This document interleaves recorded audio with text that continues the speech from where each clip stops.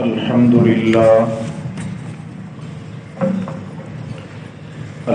لله وحده والصلاة والسلام على من لا نبي بعده ولا رسول بعده لا رسول بعده ولا معصوم بعده. أما بعد فأعوذ بالله من الشيطان الرجيم. بسم الله الرحمن الرحيم. يا بني آدم قد أنزلنا عليكم لباسا يواري سوآتكم وريشا ولباس التقوى ذلك خير ذلك من آيات الله لعلهم يذكرون. صدق الله ومن أصدق من الله قيلا. اللهم صل على سيدنا ومولانا محمد وعلى آل سيدنا ومولانا محمد وبارك وسلم ثم سلم عليه.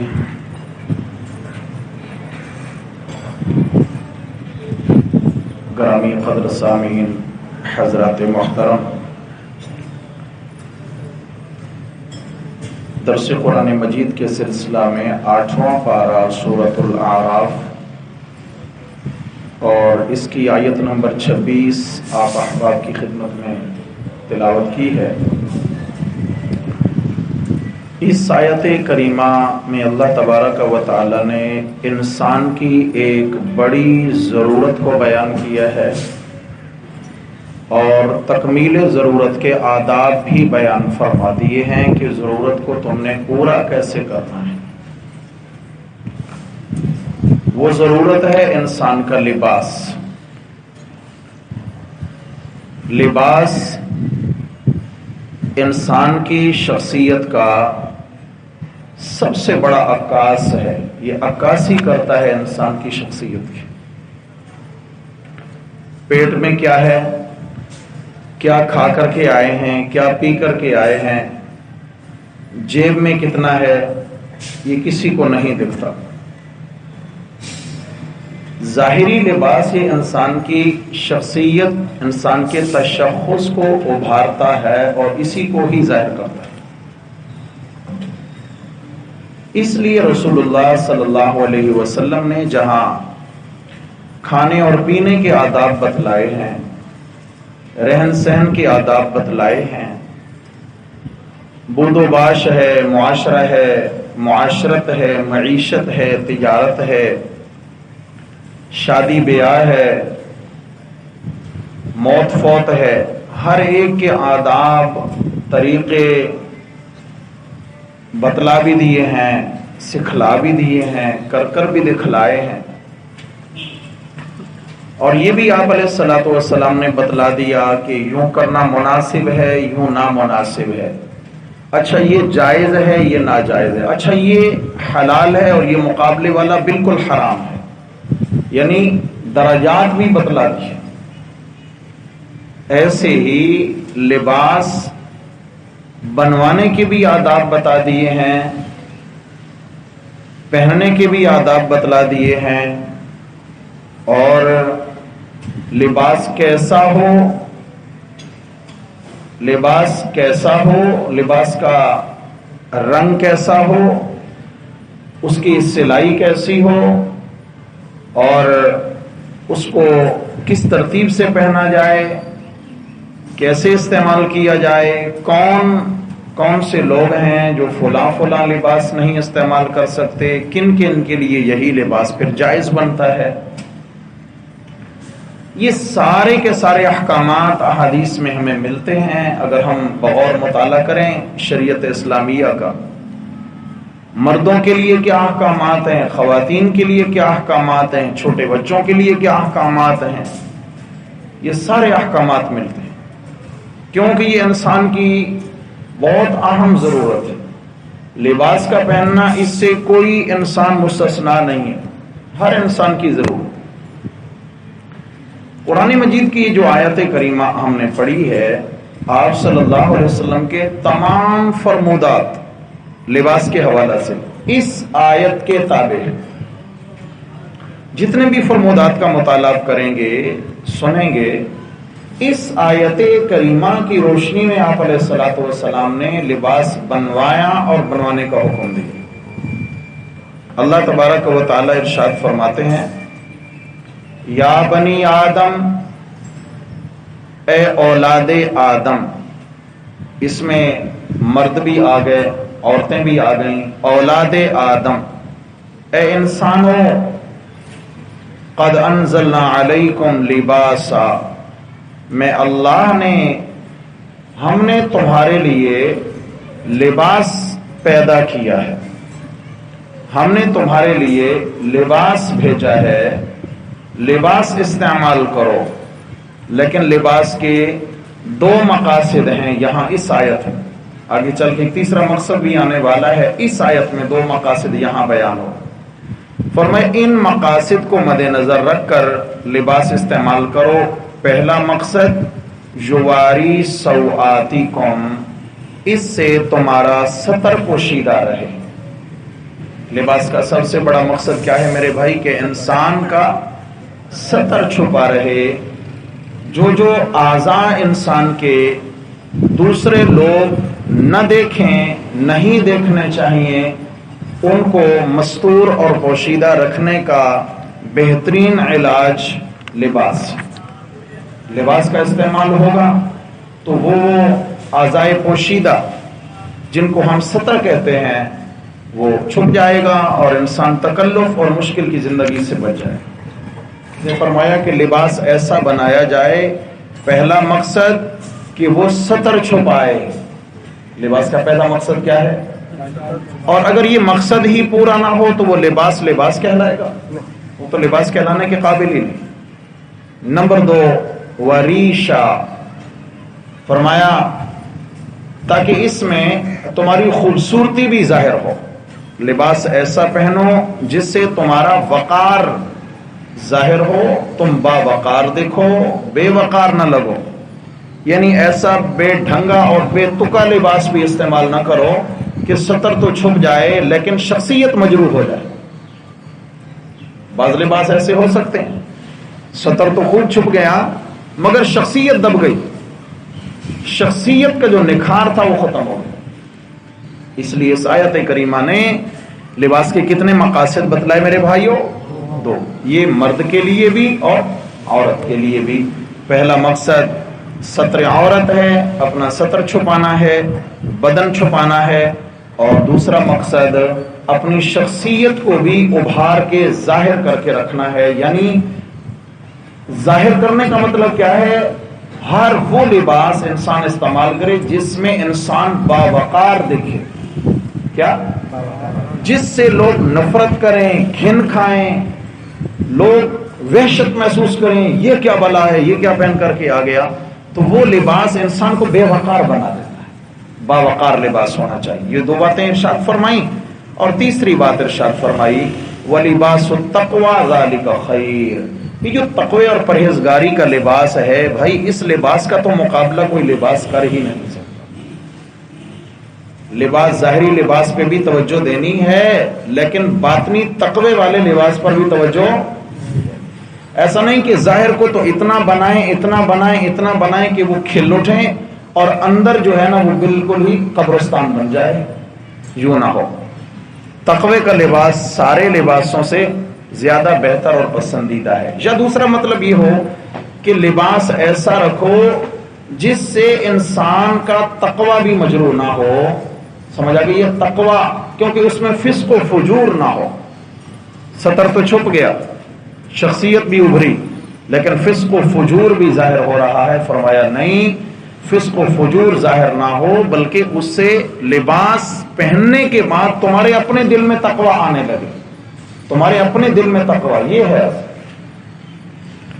آگے فرمایا ذالک من آیات اللہ لعلہم یذکرون، یہ کچھ اللہ کی بتائی ہوئی باتیں ہیں، اللہ باتیں بتاتے ہیں تاکہ لوگ اس سے نصیحت پکڑیں۔ اللہ تعالیٰ خیر خواہی کی باتیں بتاتے ہیں، کوئی یہ نہ سمجھے کہ ہمارا جسم ہماری مرضی، ہمارا لباس ہماری مرضی، تو ہمیں روک ٹوک کیوں ہے؟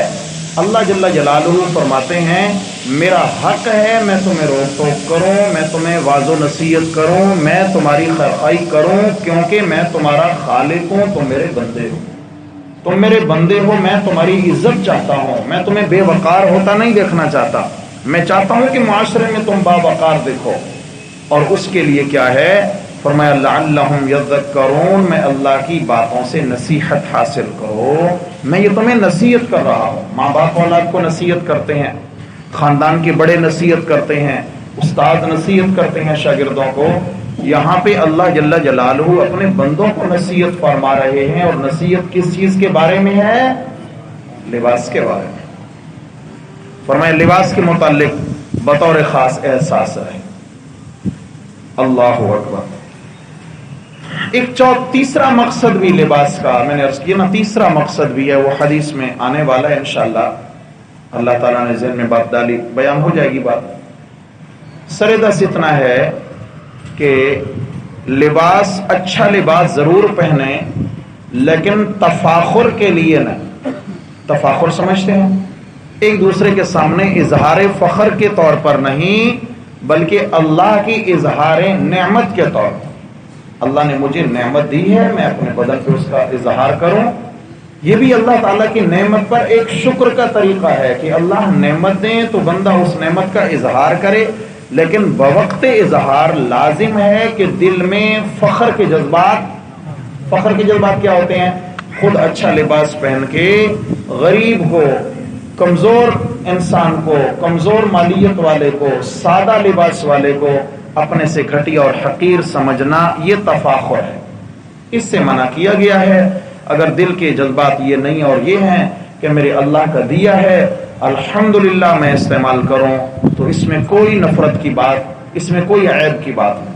امام اعظم امام ابو حنیفہ رحمہ اللہ تعالی کپڑے کے تاجر تھے، اور اس زمانے کا کپڑا ایک سے ایک قیمتی کپڑا، ہاتھ کی بنائی، بہت قیمتی لباس۔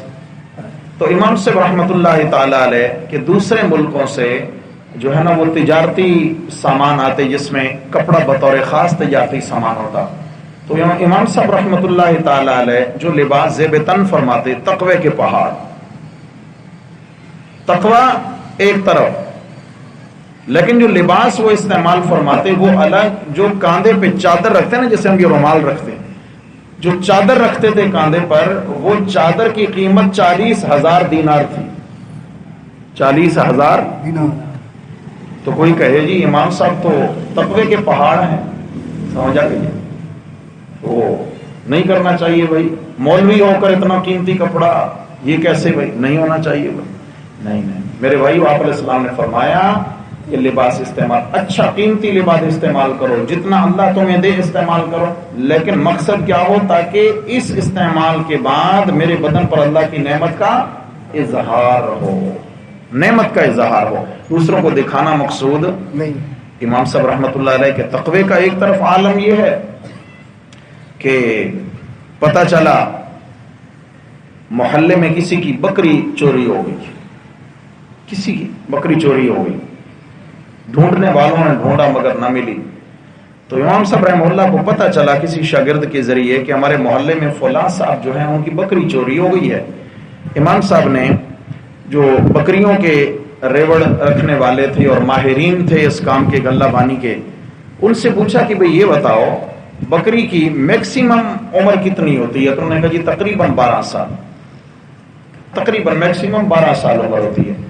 امام صاحب رحمۃ اللہ علیہ کے تقوی کا یہ عالم تھا کہ 12 سال تک بازار سے بکرے کا گوشت خرید کر گھر نہیں لائے، کہیں وہ چوری والی بکری کسی نے ذبح کر کے نہ بیچ دی ہو۔ تقوی کا یہ عالم ہے، تو کوئی ان کی نیت پہ شک نہ کرے کہ اتنا قیمتی لباس پہنا تو کیوں پہنا؟ یہ بھی کیا ہے؟ اللہ کی نعمت کے اظہار کا ایک ذریعہ ہے جو ضرور کرنا چاہیے، لیکن وہ کرے جو دل کا مضبوط ہو۔ اگر جذبات کیفیات یہ ہو جائیں کہ واہ واہ واہ واہ، ہر ایک کی نظر تیرے لباس پہ ہے، واہ واہ واہ، اس کا لباس گھٹیا ہے میرے سے، اس کا کمزور ہے، اس کا کم، جیسے آج کل ہماری بہنیں بیٹیاں کہتی ہیں کہ وہ نیا لباس بنوانا ہے جی، نیا پروگرام ہے، نیا ایونٹ ہے، تو اب نیا لباس کیوں بھائی؟ اتنے الماری تو بھری ہوئی ہے۔ نہیں، یہ میں ایک مرتبہ پہن چکی ہوں، یہ عورتوں نے دیکھا ہوا ہے، ہوتا ہے نہیں ہوتا؟ یہ تو دیکھا جا چکا ہے، لہذا اب اور تو معلوم یہ ہوا کہ بنوانا دکھانا مقصود ہے، پہلے بھی دکھایا تھا، پھر کیا ہے؟ ہاں اللہ اصلاح فرما دیں بھائی، اللہ اصلاح فرما دیں، اللہ سمجھ دے دیں۔ اصل میں معاملہ یہ ہے کہ ہمیں معلوم نہیں ہے کہ ہم زندگی کیسی گزار رہے ہیں، معلوم نہیں، ہمیں سیکھنا ہوگا، ہمیں آنکھ کان کھول کے رکھنے ہوں گے، ہمیں سیکھنا ہوگا، ہمیں بہت جلد مر جانا ہے، بہت جلد ہمیں چلے جانا ہے دنیا سے۔ اگر ابھی ہم نے اپنی اصلاحات نہ کی تو میرے بھائیو قبر میں جا کے اصلاحات نہیں ہونی ہے، وہاں تو حساب ہونا ہے، کیا کر کے آئے ہو، کیا گل کھلا کر کے آئے۔ ایک صحابی کہتے ہیں کہ میں نے حضرت علی رضی اللہ تعالیٰ عنہ، ایک تابعی کہتے ہیں کہ میں نے حضرت علی رضی اللہ تعالیٰ عنہ کو دیکھا، کہیں سے لباس منگوایا انہوں نے، اچھا لباس تھا، خوبصورت قیمتی لباس تھا، اور پہنا انہوں نے، اور پہن کر دعا کرنے لگے، الحمدللہ الذی رزقنی من الریاش ما اتجمل به فی الناس واواری به عورتی۔ کیا مطلب ہے؟ الحمدللہ الذی رزقنی من الریاش، اللہ تعالیٰ کا شکر ہے جس اللہ نے مجھے تن ڈھانپنے کے لیے لباس عنایت فرمایا، ستر چھپانے کے لیے لباس عنایت فرمایا، ما اتجمل به فی الناس، اور اس کا جو بڑا مقصد ہے ایک تو ستر چھپانا ہے، اور ما اتجمل به فی الناس، لوگوں میں پہن کر میں باوقار دکھوں گا، خوبصورت دکھوں گا، یعنی لوگوں کے اندر میری شخصیت ابھرے گی، ظاہر ہوگی، اس پر بھی اللہ کا شکر ہے۔ قرآن کی آیت پڑھی تھی نا کہ یواری سوآتکم وریشا، اللہ نے لباس جو بھیجا ہے اس کے دو مقاصد اس آیت میں ہیں، ایک تو ستر چھپانا اور دوسرا باوقار دکھنا، تاکہ تمہاری شخصیت نمایاں دکھے، نمایاں شخصیت دکھے۔ حضرت اور ایک بڑے عالم گزرے حضرت شیخ القرآن رحمہ اللہ تعالی، وہ فرمایا کرتے تھے کہ بھئی بطور خاص علماء کرام کے لیے، بطور خاص علماء کرام کے لیے، دیندار طبقے کے لیے، جیب خالی بھی ہو نا، پیٹ بھوکا ہو، لباس بھوکا نہیں پہننا، پیٹ بھوکا ہو پھر بھی نہیں سمجھ آئی بات، لباس بھوکا نہیں پہننا۔ کیوں؟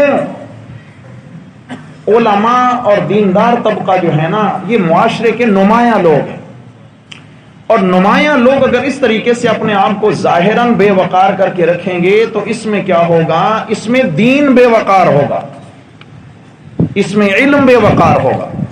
لوگ کہیں گے یہ تو بھوکے ننگے ہیں، آج کل جیسے کہتے ہیں بھائی بچوں کو کوئی دنیا بھی پڑھا لیتے، یہ بیچارے کھائیں گے کہاں سے؟ میرا مولوی بنا دیا ہے، حافظ قاری بنا دیا، بچے کھائیں گے کہاں سے؟ خیال یہ ہے کہ اگر دنیا کی 4 کلاسیں پڑھی تو رزق ملے گا، نہیں پڑھی تو رزق، بولو بھائی، آدم علیہ السلام نے کون سی یونیورسٹی سے پڑھا تھا بھائی؟ ہیں پڑھا تھا؟ اما حوا نے کیا بھوکے مر گئے؟ یاد رکھنا میرے بھائیو، وہ رازق رزاق ہے۔ جب دنیا میں 2 شخصیتیں تھیں، حضرت آدم و حوا، 2 لوگ تھے، تو دنیا میں اللہ نے 2 لوگوں کا رزق اتارا۔ اب 7 ارب سے زیادہ لوگ ہیں، اللہ نے 7 ارب سے زیادہ لوگوں کے رزق کا انتظام فرما رکھا ہے نہیں؟ جتنے انسانوں میں اضافہ ہوتا چلا جائے گا تو اللہ تعالیٰ رزق کے اسباب بھی بڑھاتے چلے جائیں گے۔ ہم جتنے لوگ بیٹھے ہیں، خاص کر جو بڑی عمر کے ہیں، وہ ذرا 30-40 سال پیچھے چلے جائیں، کھانا پینا رہنا پہننا یہ ذرائع تھے جو آج ہیں؟ بولتے نہیں ہو تھے؟ میرے خیال میں ایک سوٹ ہوتا تھا، وہی دھویا وہی پہنا، وہی دھویا وہی پہنا، یہی ہوتا تھا۔ ایک کمرہ ہوتا تھا، سارے گھر کے لوگ اسی میں گزارا کر رہے ہوتے تھے، ہوتا تھا۔ ایک وقت میں سالن بنتا تھا، دن کے سالن کا خواب خیال بھی کسی کو نہیں ہوتا تھا، بہت غربت کے دور۔ اچھا، اس وقت تو ہم لوگ بھی کم تھے، یہ ہماری آگے اولادیں، بہن بھائی بھانجے بھتیجے، آگے کہاں تک سلسلے چلے گئے، کتنی آگے نسلیں بڑھ گئیں، یہ سب نہیں تھے، رزق کم تھا، یہ آ گئے، اب کمی آئی، فراوانی آ گئی ہے۔ تو یہ مت سوچیں کہ اگر آبادی زیادہ ہو جائے گی تو کھائیں گے کہاں سے، یہ کھلانے والا کوئی اور ہے، جو بھیجنے والا ہے وہ کھلانے والا ہے، جو پیدا کرنے والا ہے وہ کھلانے والا ہے۔ سمجھ آ گئی ہے؟ باقی رہ گیا مسئلہ جی، زمین میں جگہ نہیں ہوگی، زمین بھر جائے گی، لوگ رہیں گے کہاں؟ میرے رب نے فرمایا میرے پاس ایک سوسائٹی اور ہے جو میں نے کھولی ہے، فرمایا آنے دو، میرے پاس ایک ایسی سوسائٹی ہے، میں وہ سوسائٹی کبھی نہیں بھرے گی۔ یا اللہ وہ کیا ہے؟ فرمایا الم نجعل الارض مہادا الم نجعل الارض کفاتا، ہم نے زمین کو کافی بنایا، بہت ہے، گھبراؤ نہیں، کم نہیں ہے۔ یا اللہ کیسے؟ فرمایا احیاء و امواتا، اوپر کی سوسائٹی زندوں کے لیے، نیچے کی سوسائٹی بتاؤ، نیچے کا جو حصہ ہے وہ بھرتا ہے۔ چھوٹے چھوٹے قبرستان بنا رکھے ہیں، چھوٹے چھوٹے، صدیاں گزر گئیں، انہی میں مردے دفن کر رہے ہیں، ابھی تک ہو رہے ہیں۔ یہ اور بات ہے کیسے ہو رہے ہیں، مگر کیوں ایسا؟ پاپوش کے قبرستان میں ہمارے دوست ہیں، وہ کہتے ہیں کہ میں اماں کو دفنا کے آیا، جب دوسرے دن گیا تو اماں قبر سمیت غائب تھی، اماں قبر سمیت غائب۔ یہ آپ کے برابر میں پاپوش کا قبرستان۔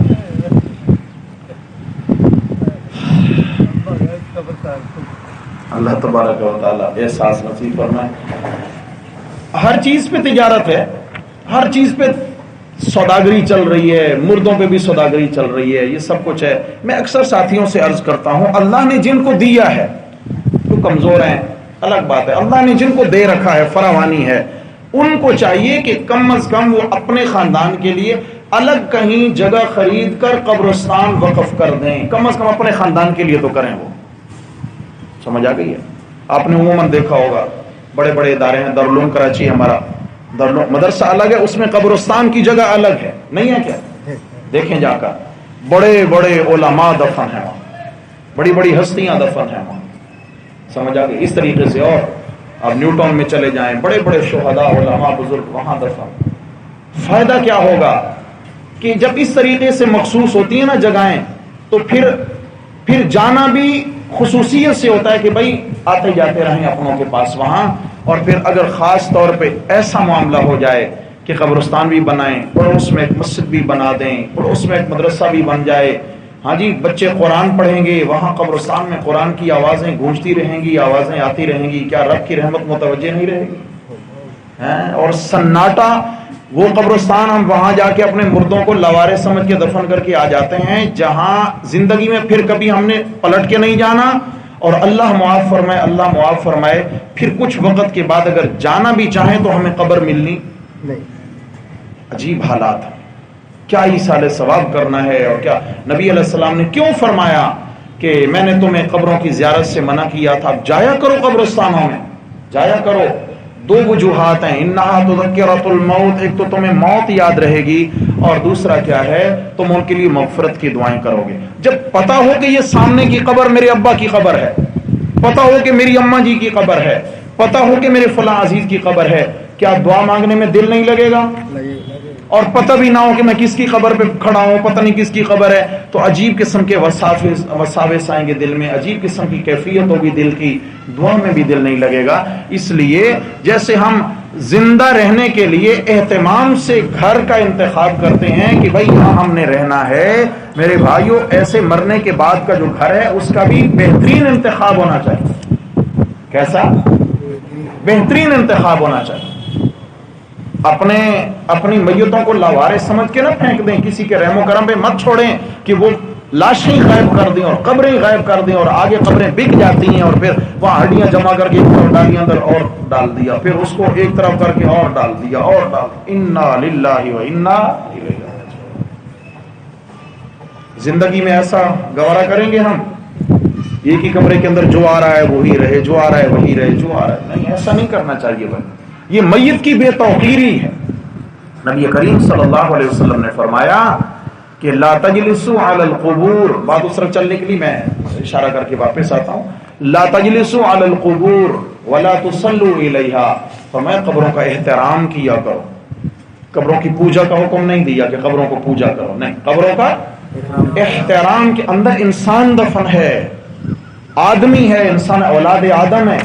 فرمایا دو طرح کے، نمبر ایک لا تجلسوا علی القبور، ایک تو تم نے قبروں پر بیٹھنا نہیں ہے، قبروں پر مت بیٹھو۔ اور یہاں کیا ہوتا ہے، میت دفنانے کے لیے قبرستان میں آپ گھس جائیں تو کوئی قدم آپ کا ایسا نہیں جو کسی نہ کسی قبر پہ نہ پڑے، ہوتا ہے، گزرنے کے راستے نہیں ہے، مجبوری ہے، کیا کریں، لے کے جانی ہے میت، تدفین تو کرنی ہے۔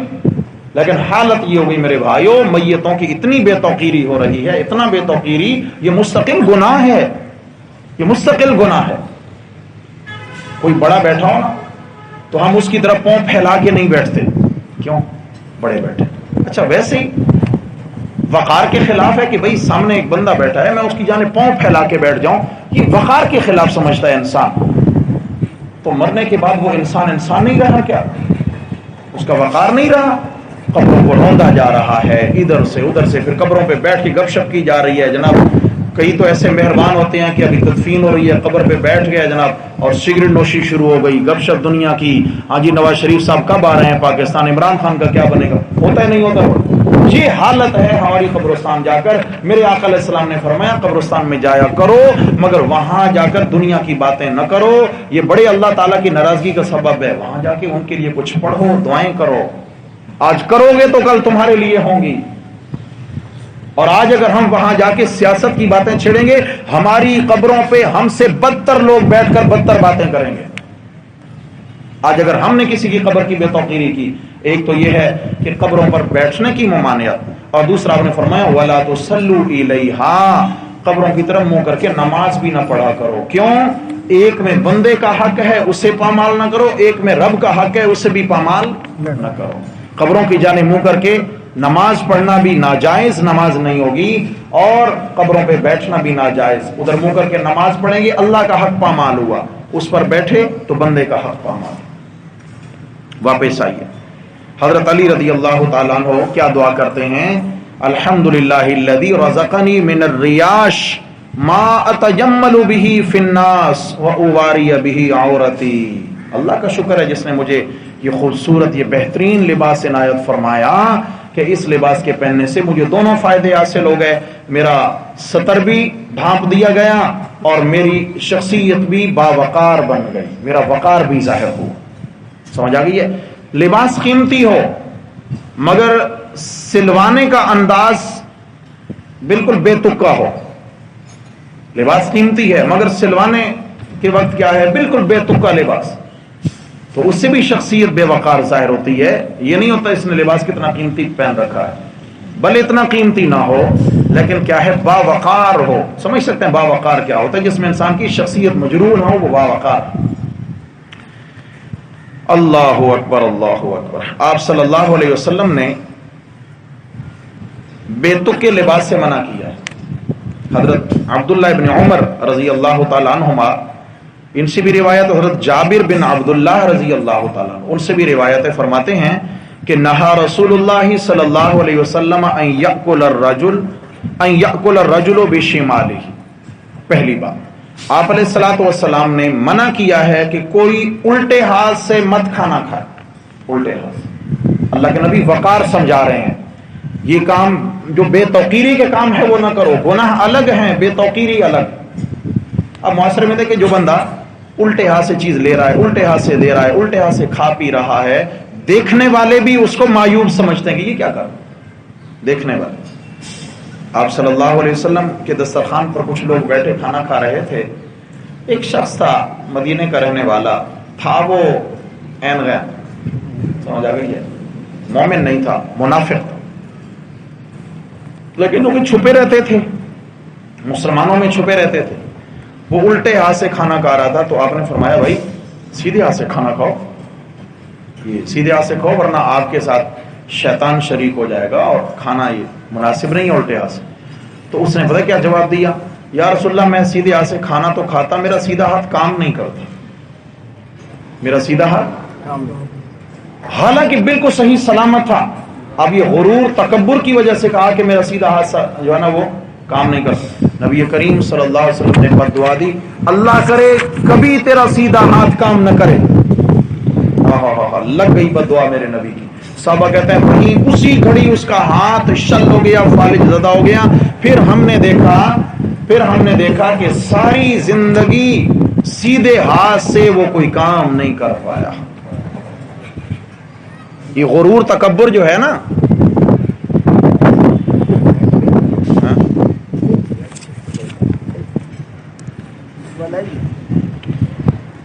اللہ اکبر اللہ اکبر.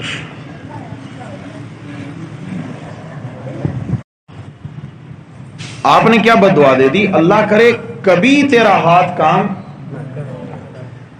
کبھی کبھار انسان غرور و تکبر کی وجہ سے کوئی دین کے کسی عمل کو ہلکا لے رہا ہوتا ہے تو یاد رکھنا میرے بھائی، وہ اللہ کی پکڑ کا وقت ہوتا ہے.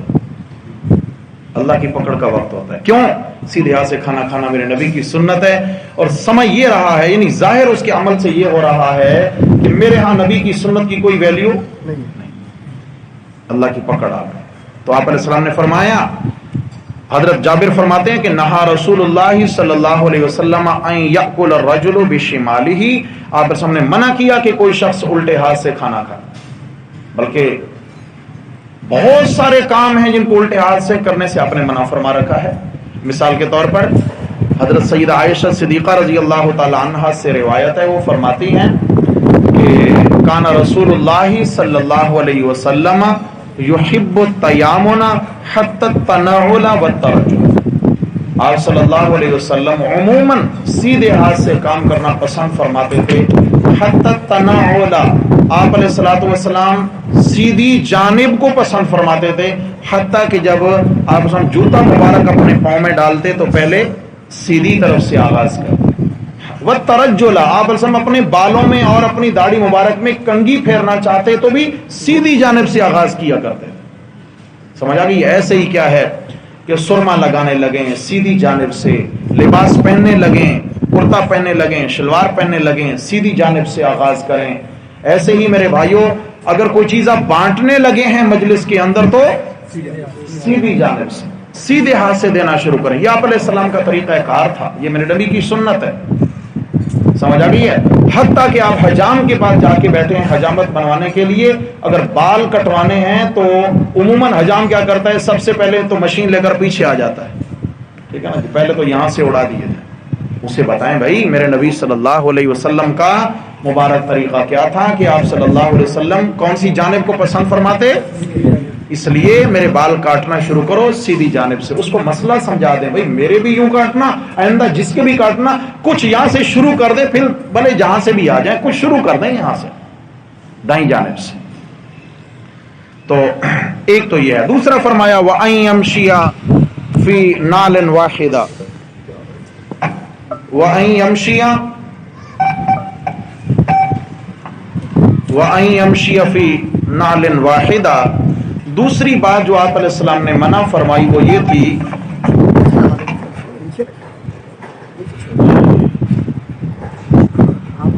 نیچے چلو توجہ فرمائیں، صحیح نہیں ہے بھائی، اس کو بس چھوڑ دیں،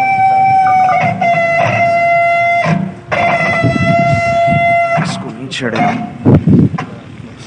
توجہ ہے، توجہ کریں. بڑا مسئلہ بنا دیا بھائی روزانہ.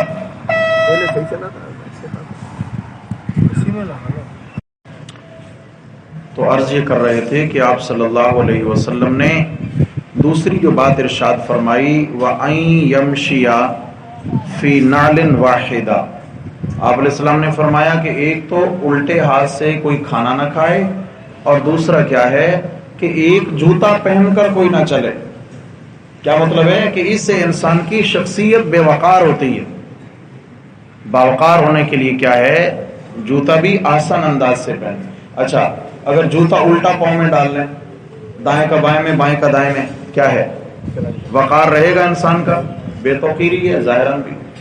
تو اس لیے فرمایا کہ الٹے ایک ہی پاؤں میں جوتا پہن کر کوئی نہ چلے۔ ایک تو یہ بات بیان فرمائی۔ اس طرح اسی حدیث کے الفاظ کچھ اس طرح ہیں کہ آپ صلی اللہ علیہ وسلم نے فرمایا کہ ادھورا لباس بھی مت پہنو، بلکہ ایک اور الفاظ اس حدیث میں آپ نے فرمایا ایک ہی چادر کا استعمال مت کرو لباس کے لیے، ایک ہی چادر۔ وہ کیا کرتے تھے، بعض عرب کا یہ رواج تھا کہ ایک ہی چادر کو سی کر سر سے پاؤں تک بالکل، یعنی گلے سے لے کر پاؤں تک جو ہے نا ایک ہی چادر لپیٹ لیتے مکمل سی کر۔ اب اس میں ان کا بدن پھنس جاتا، آسانی سے حرکت نہیں کر سکتے تھے۔ اچھا کہیں لازمی بات ہے تیز چلنا ہے، پاؤں الجھے اور گر جائیں، جب اس میں ہاتھ بھی اس کے اندر ہیں اور مکمل ایک ہی چادر ہے بدن پہ لپیٹ رکھی ہے، تو یہ بھی کیا ہے، اسے ستر تو چھپا ہوا ہے لیکن بدن کی بے توقیری ہے، بے وقار لباس، آپ نے اس سے بھی منع فرمایا۔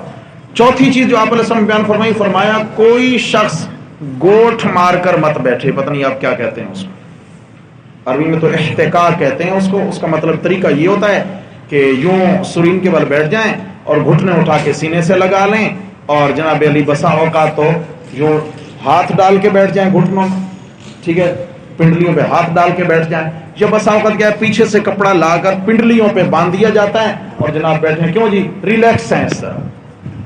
یہ بیٹھنا شیطان کا بیٹھنا، کس کا میرے بھائی؟ یہ بیٹھنا شیطان کا بیٹھنا ہے، اس طرح منع فرمایا آپ صلی اللہ علیہ وسلم نے۔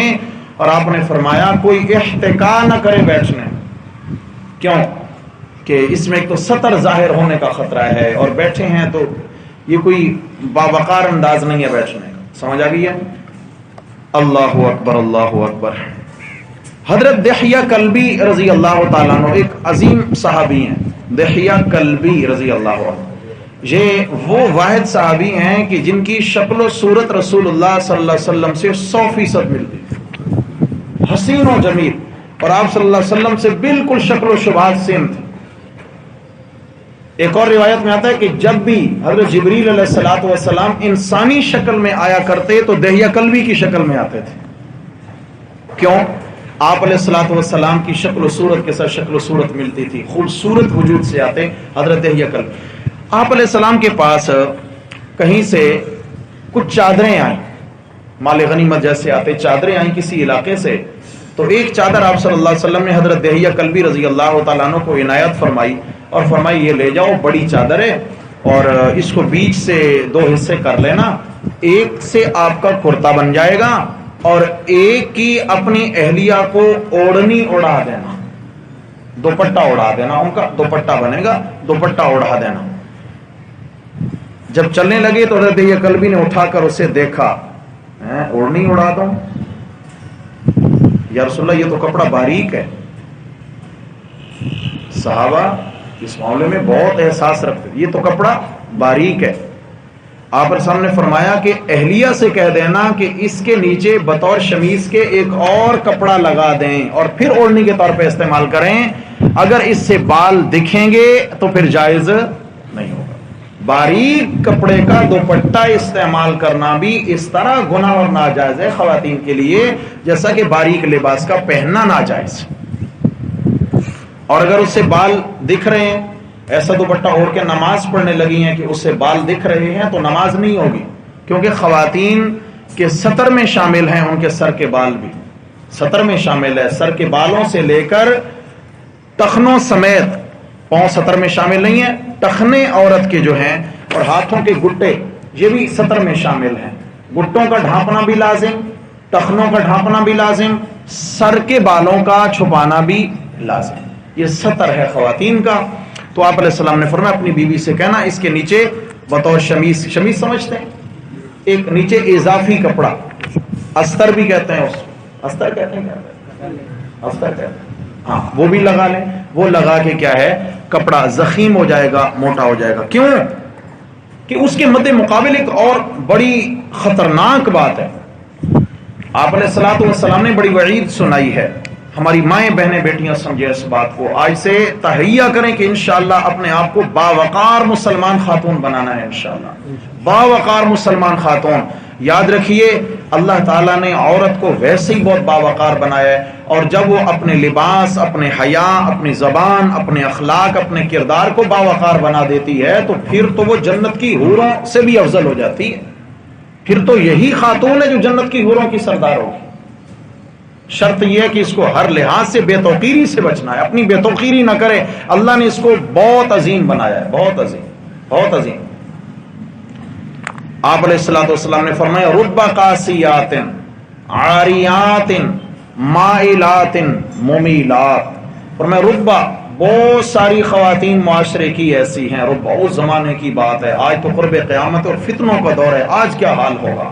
آپ نے فرما رہے ربا قاسیات، بہت ساری خواتین ایسی ہیں، ربا قاسیات، کہ جو لباس تو پہنتی ہیں، لباس تو پہنتی ہیں، لیکن ایسا لباس قاسیات عاریات، لباس پہننے کے باوجود وہ ننگی دکھائی دیتی، بدن ان کا برہنہ ہوتا ہے، یا تو لباس اتنا باریک ہے کہ اس سے بدن دکھتا ہے، یا لباس سلائی میں اتنا چست اور تنگ بنا دیا کہ اس سے بدن ظاہر ہوتا ہے، دونوں اسی حکم میں آ گئے۔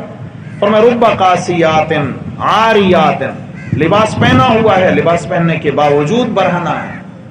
کیوں ایسا کرتی ہیں؟ میرے نبی نے وجہ بتا دی، کوئی اگر انکار کرتا ہے تو غلط ہے، میرے نبی نے صحیح وجہ بتائی۔ آپ نے فرمایا مائلات، یہ باریک اور چست لباس پہن کر غیر مردوں کی جانب مائل ہونے والی۔ مقصد کیا ہے؟ اور اگر یہ حیادار عورت ہے تو ایسا لباس پہننے کی ضرورت پیش آئے گی؟ نہیں، لازمی بات ہے اگر حیادار ہے تو حیادار لباس پہنے گی، اگر حیا نہیں ہے تو پھر حیا سے آری لباس پہنے گی۔ اور حیا سے آری لباس پہننے کا مقصد کیا ہے؟ مجھے لوگ دیکھیں، مجھے لوگ دیکھیں، میں لوگوں میں نمایاں ہوں، لوگوں کو دکھانا چاہتی ہے، لوگوں میں پھر عورتیں بھی آ گئی، مرد بھی آ گئے۔ ممیلات، اور صرف مائل نہیں ہوتی ہیں، ایسا لباس پہن کر مردوں کو اپنی جانب مائل کرنا ان کا مقصد ہے، ہمیں کوئی دیکھے۔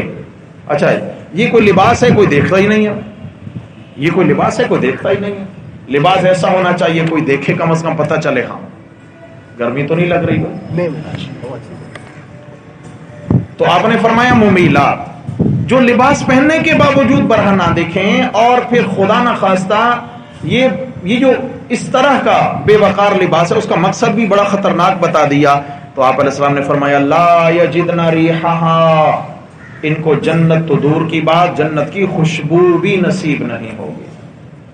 لیکن ریحہا من مسیرۃ کذا و کذا و کذا، آپ نے فرمایا حالانکہ وہاں تک جنت کی خوشبو محسوس ہو رہی ہوگی۔ آپ نے فرمایا، ایک صحابی نے فرمایا کہ وہاں سے مراد ہے 500 برس کی مسافت پر بھی جنت سے دور جنت کی مہک آ رہی ہوگی، لیکن یہ اتنی بد نصیب ہیں اس لباس کے پہننے والی خواتین کہ ان کو وہاں سے بھی جنت کی خوشبو نصیب نہیں ہوتی، ٹھکانہ جہنم۔ کیا کیا؟ عملاً گناہ کیا نہیں ہے، گناہ کے اسباب مہیا کر دیے معاشرے کو۔ اس لیے برقع اوڑھنے کا مرد کو حکم نہیں ہے، کس سے ہے؟ عورت کو حکم ہے۔ مستور عورت رہے، پردے میں عورت رہے، تاکہ مرد کو اسباب مہیا نہ کرے گناہ کے۔ لازمی بات ہے کہ جب بے پرد ہو کے نکلے گی تو پھر تو کیا ہے، نگاہ پڑے گی مرد کی، اگر با پردہ ہوگی تو کسی کی توجہ ہی نہیں جائے گی۔ اللہ مسلمان بی بی کو ایسا حیا نصیب فرما دے۔ اکبر الہوادی، یہ بڑی ذمہ داری عائد ہوتی ہے گھر کے مردوں پر، یاد رکھنا، ناراض نہیں ہونا بھائی، یہ ناراض نہیں ہونا، ہمیں اصلاح کرنی ہے اپنی انشاءاللہ۔ یہ اصلاح ہماری صرف نہیں ہوگی، ہماری نسلیں سنور جائیں گی انشاءاللہ۔ آج اگر بچوں بچیوں کی اصلاح نہ کی تو یاد رکھنا اگلی نسلیں وہ پھر دین کا شاید نام ہی بھول جائیں، حیا کا نام ہی بھول جائیں۔ مردوں کی ذمہ داری ہے، عورت کے لباس سے مرد کی غیرت کا پتہ چلتا ہے، عورت کے لباس سے مرد کی غیرت کا پتہ چلتا ہے، سمجھ آ گئی ہے؟ اور مرد کے رہن سہن اور لباس سے عورت کی نفاست کا پتہ چلتا ہے، عورت کتنی صفائی پسند ہے، کتنی نفیس طبیعت کی۔ تو مرد کی ذمہ داری ہے کہ وہ اپنے گھر کی خواتین کے لیے جہاں دیگر ضروریات مہیا کرنے کا ذمہ دار ہے وہاں ان کی عزت کا بھی محافظ رہے، ان کے لباس وغیرہ اس کی جانچ پڑتال بھی مرد رکھے کہ بیٹی جیسا لباس بنا رہی ہے، بیوی جیسا لباس بنا رہی ہے، جون سا لباس پہن رہی ہیں، جہاں آ رہی ہیں جا رہی ہیں کوئی پرواہ نہیں۔ اکبر الہ آبادی نے عکاسی کی ہے، کہنے لگے کل جو بے پردہ نظر آئیں چند بیویاں، اکبر غیرت قومی سے زمین میں گڑ گیا، پوچھا تمہارا جو پردہ تھا کیا ہوا، کہنے لگی عقل پہ مردوں کی پڑ گیا۔ پردہ کہاں گیا ہمارا؟ مردوں کی، ارے عقل مار دی، عقل پہ پڑ گیا ہے، لہذا اب ہمیں پردے کی ضرورت ہے۔ انا للہ و انا الیہ راجعون۔ اللہ اکبر۔ تو عرض کر رہے تھے کہ بے تکا اور بے ڈھنگا لباس نہیں ہونا چاہیے، یہ سب بے ڈھنگا لباس ہے، باریک لباس ہو خاتون کا، تنگ چست لباس۔ یاد رکھنا مردوں کے لیے بھی مسئلہ سمجھیے، مرد بھی ایسا لباس نہ بنوائے جس سے اس کے سطر کا اظہار ہوتا ہو، اندر سے بدن کا اظہار ہوتا ہو، یعنی جو مستور بدن ہے، جو سطر ہے اس کا اظہار، یعنی اتنا تنگ لباس۔ پتہ نہیں یہ ظالم جینز کہاں سے آ گئی مسلمانوں میں، پتہ نہیں یہ ظالم کہاں سے آ گئی۔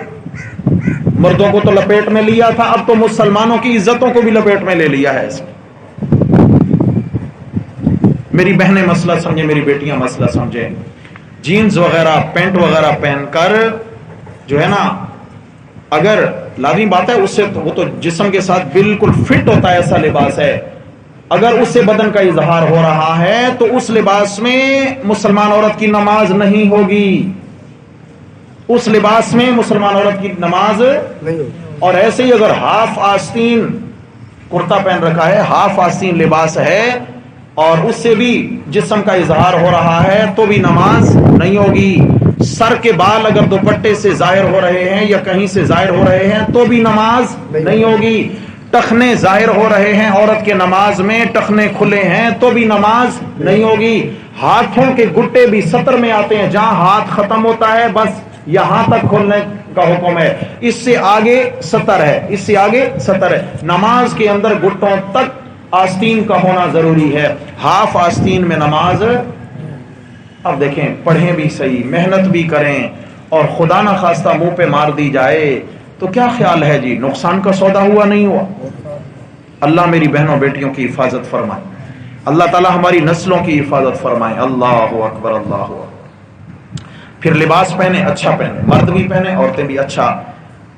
قرآن کی جو آیت ہمیں بتا رہی ہے وریشا، اس سے کیا ہے؟ انسان کا تجمل ظاہر ہوتا ہے، اس میں خوبصورتی میں اضافہ ہو جاتا ہے، خوبصورتی کو چار چاند لگ جاتے ہیں پہنے۔ لیکن آپ صلی اللہ علیہ وسلم نے فرمایا، حضرت عبداللہ ابن عمر رضی اللہ عنہ سے روایت ہے کہ من لبس ثوب شہرت البسہ اللہ ثوب مذلت یوم القیامہ، جس نے شہرت کا لباس پہنا، شہرت کی غرض سے خوبصورت لباس پہنا، اللہ اس کو دن قیامت کے ذلت کا لباس پہنائے، اللہ اس کو دن قیامت کے کیسا لباس۔ ناراض تو نہیں ہو رہے بھائی؟ دیکھیں کون آخر اصلاح ہماری کرے گا، ہمیں خود کرنی ہے۔ پہلے کیا بتایا گیا؟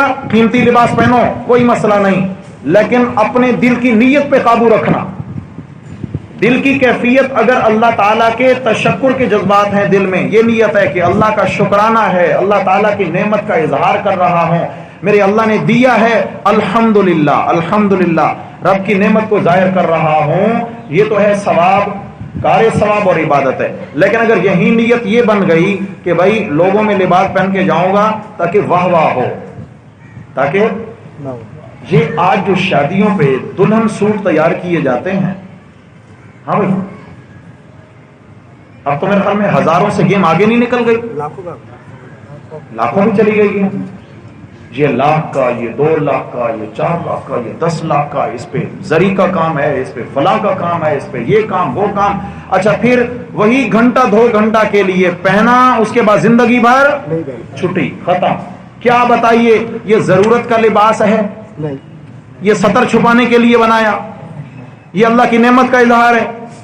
یہ تو واضح شہرت کا لباس، واضح شہرت کا لباس ہے۔ اور باقاعدہ طور پر اس پر تو کیا ہے، مطالبے ہوتے ہیں، اگر دولہا والے بناتے ہیں، دلہن والے بناتے ہیں، بیچارے बेचारे दूल्हा वाले बनाते हैं। अब अगर दुल्हन की तरफ से, दुल्हन वालों की तरफ से डिमांड हो कि तुमने भाई इतना इतना कीमती सूट, हम तो तुम्हारे साथ चलेंगे, बुटीक पे तुम्हारे साथ आएंगे और अपनी मर्जी का सूट जो है ना वो पसंद करके लेंगे। कोई बार बार शादियां होनी है हमारी बेटी की, उधर क्या रखते हैं सामने, कोई ये दिन बार बार देखना है। हाय हाय, शैतान ने कैसी पट्टी पढ़ाई, शैतान ने कैसी टोन रखी हमारे अंदर कि भाई कोई अगर सवाल करे तो ये जवाब दाग देना, ठीक है। अगला बंदा कहता है हाँ अगर वाकई थोड़ा सा हल्का हुआ तो अगर नाक कट गई तो फिर शायद वलीमे वाली दावत में भी नाक कहीं मिले, इसलिए नाक बचानी है, नाक बचानी है। नाक बचाने के पीछे पीछे पीछे दुनिया भी बर्बाद कर देते हैं, आखिरत भी बर्बाद कर देते हैं, नाक बचाते हैं। जहां आखिरत ही न बची वहां नाक बची। लेकिन याद रखना मादरत के साथ, है तो मट्टी की, मगर अल्लाह ने बहुत उम्दा मट्टी लगाई है। आज तक किसी की ये नाक हमने गिरती देखी नहीं। आपने देखी है? नहीं गिरती भाई, नहीं गिरती। ये शैतानी वसवसा है, ये नाक कहीं नहीं जाने वाली।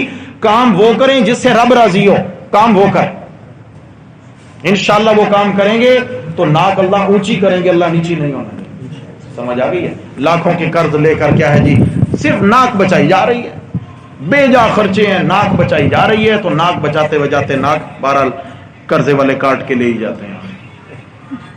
आपने फरमाया जो शोहरत का लिबास पहनेगा, दिखलावे का लिबास पहनेगा, उसको दिन क़यामत के अल्लाह जिल्लत का लिबास पहनाएंगे। इसलिए बच्चियों की ये तरबियत करें, बच्चियों की ये तरबियत करें शुरू से कि बेटा लिबास वो जो जरूरत के तहत हो, और जरूरत क्या है, जो हम वक्त इस्तेमाल में आए, हम वक्त इस्तेमाल में आता रहे, ऐसा लिबास बनाया जाए। शादी के दिन का वो जोड़ा बनाएं जो बाद में भी किसी खुशी के मौका पर वो पहन सकें। समझ आ गई है? पहन सकें, ऐसा लिबास होना चाहिए। और ऐसा लिबास, इस पर अल्लाह भी राजी है, फजूल खर्ची भी नहीं हुई है। अच्छा आजकल तो क्या है, आजकल तो लाखों के लहंगे हैं बाकायदा किराए पे मिल रहे हैं, होता है। दूल्हा मियां की शेरवानी किराए पे मिलती है। वाह जी, पत्नी कोई वक्त आएगा शायद दूल्हा मियां भी किराए पे मिलने लगे। अभी तो दूल्हा ओरिजिनल है और लिबास किराए का है। समझ आ गई है? रिश्ते भी किराए के हैं बहरहाल। अब रिश्तेदारियां भी क्या रह गई, ये भी किराए की रह गई। यही रिश्तेदार ही तो नाक काटने को छुरी लिए खड़े हैं, यही रिश्तेदार ही तो कहीं जीने नहीं देते। अरे भाई खुदा का खौफ करो, खुदा का, तुम्हारा भाई है, गरीब घराना है इसका, ये बड़ी मुश्किल से रोजी रोटी घर की बच्चों की चला रहा है, और अगर बच्ची के हाथ पीले करने लगे हैं तो आप अगर इस पर इतनी मुश्किलात रख दी गई तो क्या ख्याल है, हमेशा के लिए नहीं बैठ जाएगा? हमारे यहाँ शादी के मौका पर, कभी बात करेंगे इस पर तफसीली, शादी के मौका पर क्या है, बारात में हमारे 400 बंदे आ रहे हैं जी, 400 बंदों का खाना रेडी रखना, 400 बंदे हमारे आ रहे हैं बारात में। अब ये मरता क्या ना करता, शरअन बारात का खाना मांगना इस तरतीब से नाजायज है, हलाल नहीं है। और अगर कोई इसलिए देता है कि मेरी नाक का मसला है, तो याद रखिए ये खाना देना भी गुनाह, खाना खाना भी बिल्कुल जायज नहीं है, बिल्कुल जायज नहीं, बचना चाहिए इससे। अल्लाहु अकबर, अल्लाहु अकबर। तो अर्ज किया जा रहा था कि आप अलैहिस्सलाम ने फरमाया जो शोहरत का लिबास पहनेगा दुनिया में, अल्लाह उसको दिन क़यामत के जिल्लत का लिबास क्या है, आग का लिबास, जहन्नम की आग का लिबास, ये जिल्लत का लिबास होगा, जो तकलीफ पहुंचाएगा, जो रुसवा करने वाला लिबास होगा। अल्लाह ताला ऐसा लिबास पहनाएंगे। और फिर शोहरत के लिबास में एक और भी हदीस शरीफ में आया, आप अलैहिस्सलाम ने फरमाया मन जर्रा सौबहु खुयाला लम यंजुरिल्लाह इलैहि यौमल क़ियामा, जो ऐसा लिबास बनवाता है, इतना बड़ा लिबास है, इजाफी कपड़ा लिबास में, जैसे अरबों में दस्तूर होता था, चलते थे तो पीछे जनाब अली वहां तक लिबास है, और 2-2 4-4 पीछे नौकर होते, गुलाम होते, जो पीछे लिबास उठा के, इजाफी कपड़ा उठा के चल रहे होते थे। जिसका जितना इजाफी कपड़ा पीछे लटक रहा है वो उतना बड़ा सरदार कहलाता था। जिसकी यूं कहें, जिसकी जितनी दुम बड़ी उतना बड़ा सरदार, हाँ, जिसकी जितनी उतना बड़ा सरदार। आप अलैहिस्सलाम उसी जमाने में तशरीफ ला, आपने फरमाया मन जर्रा सौबहु खुयाला, جس نے تکبر کی وجہ سے اپنا کپڑا گھسیٹ کے چلا، سمجھا کتنا بڑا کپڑا بنوا دیا، لم ینظر اللہ الیہ یوم القیامہ، اللہ دن قیامت کی اس کی طرف نظر رحمت نہیں کریں گے، اللہ اس کی طرف رحمت اور نرمی سے نہیں دیکھیں گے، وہ اس قابل نہیں ہے کہ اللہ اس کی جانب نرمی اور رحمت سے دیکھے۔ اللہ اکبر اللہ اکبر۔ اور اس کے علاوہ کیا ہے؟ ہاں جی، آج ہم مسلمانوں وہ تو عرب تھے، گئے ختم، وہ غلاموں کا دستور بھی ہو گیا ختم، لیکن آج ہم مسلمانوں میں کیا ہے؟ اتنی بڑی بڑی شلواریں بنوا لی، سمجھ آ گئی ہے، پورا سوٹ لگ گیا صرف شلوار پہ، لگ رہا نہیں لگ رہا؟ وہ پتہ نہیں کون ہے، میں تو کئی بار دیکھنے کو بڑی حیرت ہوتی ہے کہ بھائی سلام ہے تیری کمقلی کو، یہ بھی لباس، یہ کیا ہے؟ لباس میں فضول خرچی، یہ لباس میں جو اس کو اس کے اندر ڈال کے بڑھایا جا رہا ہے اور شلوار بھاری کری جا رہی ہے، تو کیا یہ شلوار کی ضرورت تھی؟ اس سے تو 3 شلواریں بن جاتی جو باوقار لباس تھا۔ پھر اتنا بڑی شلوار بنا دی کہ ٹخنوں سے نیچے بلکہ ایڑیوں کے نیچے آ رہی ہے۔ یاد رکھیے میرے بھائی، اور رسول اللہ صلی اللہ علیہ وسلم کا فرمان ہے، صحیح بخاری میں حدیث ہے، آپ صلی اللہ علیہ وسلم نے ارشاد فرمایا، آپ صلی اللہ علیہ وسلم نے فرمایا، ما اسفل من الکعبین من الازار فی النار، کہ جو بندہ اپنا تہبند، مردوں کے لیے مسئلہ ہے، جو بندہ اپنا تہبند، اپنی شلوار ٹخنوں سے نیچے لٹکا کے رکھتا ہے، دن قیامت کے اللہ تعالیٰ اس کے ٹخنوں کو جہنم کی آگ میں جلائیں گے۔ ٹخنے کھول کے نہیں لے جائیں گے فرشتے، جناب کو اٹھائیں گے اور جہنم کی آگ میں، سمجھ آ گئی ہے، جہنم کی آگ میں ڈال دیا جائے گا۔ آج تو اس کو گناہ سمجھا ہی نہیں جاتا، بلکہ کچھ تو اتنے زیادہ نادان ہیں کہ انہوں نے تو باقاعدہ اگر کوئی ٹخنے ننگے کر کے نماز پڑھنے کھڑا ہے تو اس کو ترچھی نگاہوں سے دیکھتے ہیں، بھائی یہ کون سی نئی نسل آ گئی ہماری مسجد میں، سمجھ آ گئی۔ امام صاحب ہیں تو اس کی شلوار لٹک رہی ہے، مقتدی ہیں تو ان کی شلواریں بھی صف بالخیر سے پڑی ہوئی ہیں۔ انا للہ و انا الیہ راجعون۔ آپ علیہ الصلوۃ والسلام نے جس کام کو حرام قرار دیا کہ ٹخنے ڈھانپ کر رکھنا مرد کے لیے حرام ہے، ناجائز ہے، مکروہ تحریمی کی حد تک چلا جاتا ہے، اور ٹخنوں کا ننگا رکھنا واجب ہے۔ کیوں واجب ہے؟ کہ اس عمل کے ترک پر جہنم کا عذاب سنایا گیا ہے، اگر ترک کریں گے یہ عمل تو عذاب ہے، سمجھ آ گئی نا جی۔ اچھا، پھر وہ بیچ میں مسئلہ آ گیا، پینٹ کو نیچے سے فولڈ کریں یا نہ کریں نماز میں، یہ بھی مسئلہ آ جاتا ہے، اور اس کو اتنا زیادہ ہوا بنایا گیا ہے بعض مساجد میں کہ وہاں اگر کوئی نمازی اس طرح کر لے تو اس کو باقاعدہ اہتمام سے امام صاحب مائک میں ڈانٹتے ہیں کہ یوں کرو، اس کو کھولو نیچے، ورنہ تمہاری نماز نہیں ہوگی۔ پتہ نہیں یہ کون سی کتاب میں لکھا ہے، یہ کون سی حدیث میں آ گیا، کہاں سے آ گیا؟ ٹخنے ننگے رکھنا تو واجب ہے، کیا ہے بھائی؟ ٹخنے ننگے رکھنا تو واجب ہے، کیسے رکھو گے؟ اہتمام خود کرنا ہے۔ اس حدیث کو مت لا کے یہاں فٹ کیا جائے کہ آپ علیہ السلام نے الٹا لباس پہننے سے منع کیا۔ الٹا لباس یہ ہے کہ آپ کرتا بالکل الٹ کے اس کو پہن لیں، آپ شلوار الٹ کے اس طرح پہن لیں، یہ تو بے توقیری ہے بندے کی، اس میں سطر تو ڈھانپ جائے گا لیکن بے توقیری ہے، بے وقار دکھتا ہے بندہ۔ لیکن اگر ٹخنے ننگے کر لیے تو اس میں بے توقیری ہے، کہتے ہیں اس میں فولڈنگ آ رہی ہے۔ اچھا، یہ جو اوپر نیفا بناتے ہیں جس میں زربند ڈالتے ہیں، خیر سے یہ کیا ہے جی؟ فولڈ کر کے بنا نہیں بنا، تو پھر اس کو بھی کھول، ناڑا بھی پھینک، ہاں اس کو بھی ختم کر۔ اچھا، وہ آپ صلی اللہ علیہ وسلم کے زمانے، خیر کپڑے کی قلت تھی، قلت کیا تھی، جو متکبرین لوگ تھے وہ تو بڑے بڑے لباس بنوا لیتے، مگر صحابہ میں تو یہ کیفیت تھی کہ صحابہ کو تو سطر ڈھانپنے کے لیے مشکل سے کپڑا ملتا تھا، بلکہ اصحاب صفا کے متعلق حدیث میں یہاں تک آتا ہے کہ آپ نے ایک صحابی کو بلایا اور وہ یوں جھک کے چل رہے تھے، آپ نے فرمایا کیا ہو گیا؟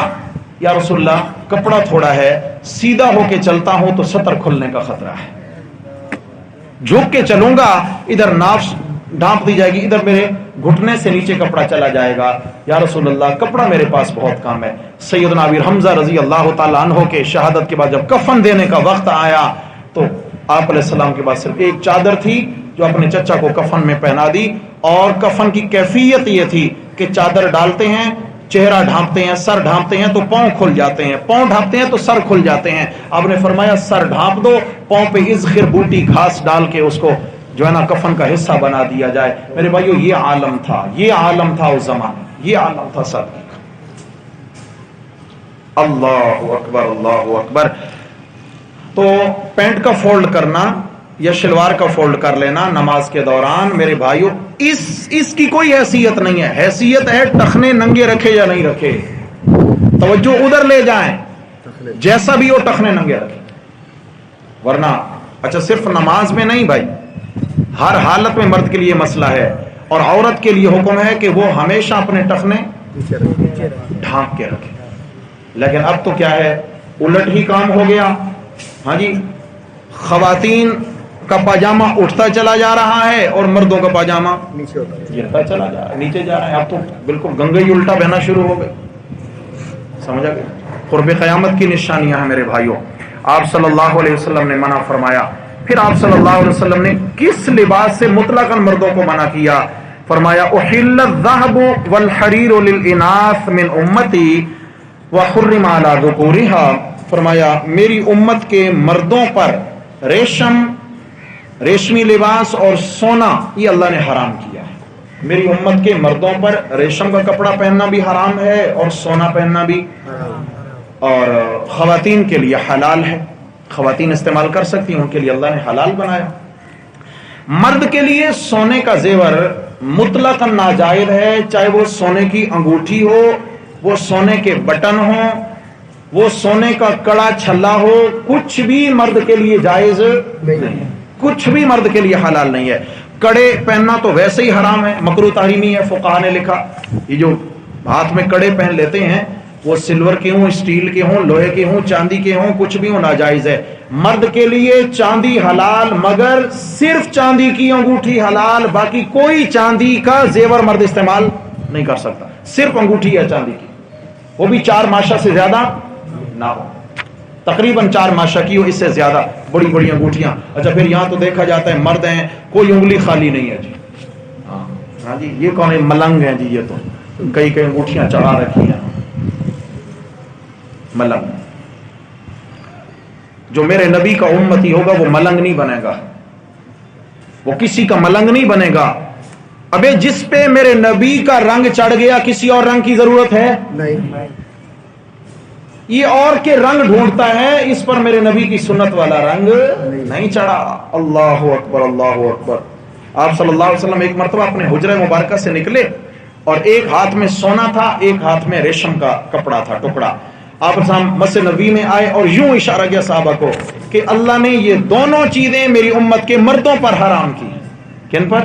مرد. یہ دونوں چیزیں اللہ نے میری امت کے مردوں پر حرام کی ہیں، اور خواتین کے لیے اللہ نے ان کو حلال بنایا ہے. کپڑے کا رنگ کیسا ہونا چاہیے؟ کپڑے کی بات آگے لباس کی تو ذرا اس پہ تھوڑی سی بات ہو جائے.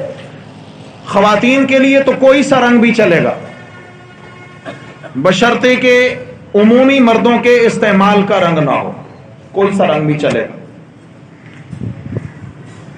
لیکن اگر مخصوص کسی فرقے، مذہب اور کسی فتنے کی کوئی کلر، لباس کا کلر پہچان ہو تو ان کے مخصوص ایام میں وہ نہیں پہننا چاہیے. جیسے محرم کے دنوں میں کالا لباس ایک گمراہ اور گمراہ کن فتنے کی پہچان ہے اور غم اور سوگ کی علامت سمجھی جاتی ہے، تو یاد رکھنا ان دنوں کے اندر مسلمان مردوں عورتوں کے لیے کالا لباس استعمال کرنا مکروہ ہوگا، جائز نہیں ہوگا. مشابہت ہوگی، مشابہت سے بچیں. آپ ناراض تو نہیں ہوتے؟ نہیں جی، ناراض ہو بھی جائیں میری عادت نہیں ختم ہونا، کیا کروں. ہائے ہائے،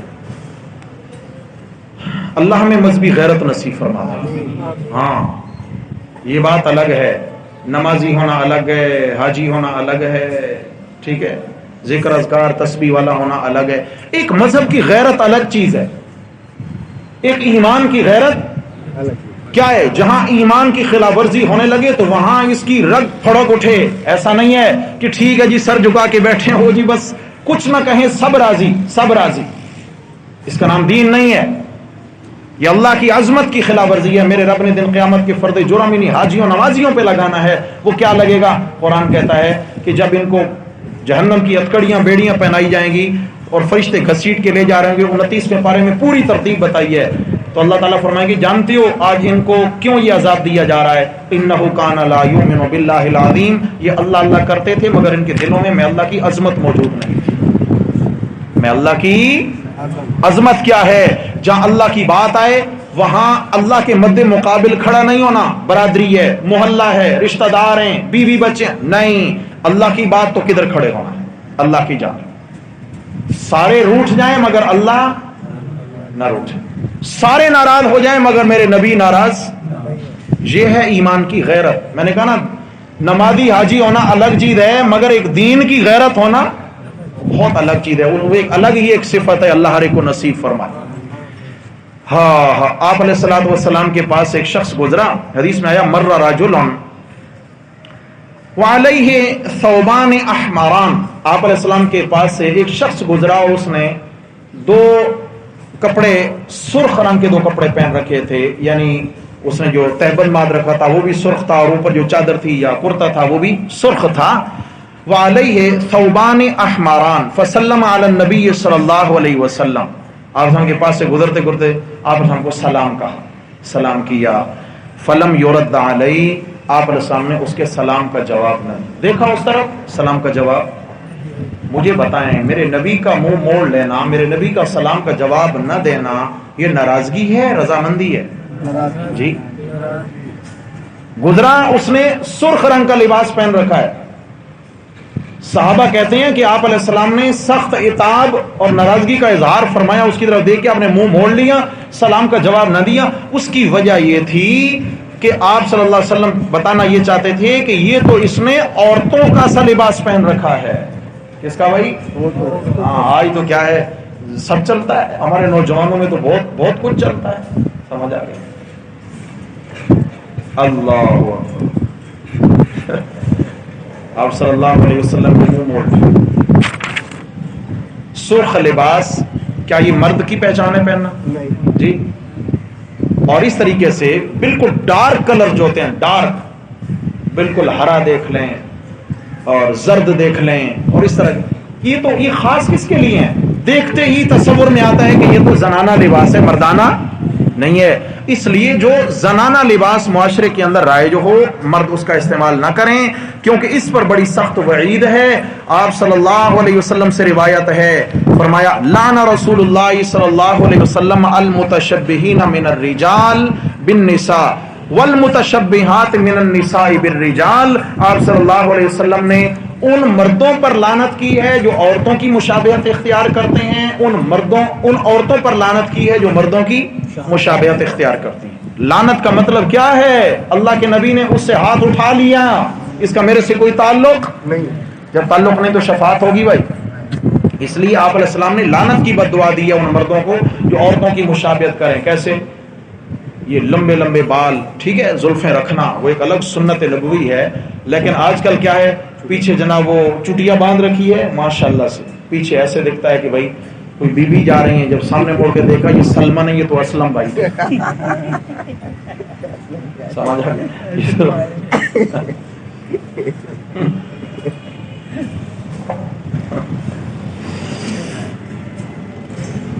المتشبہین من الرجال بالنساء، منع کیا.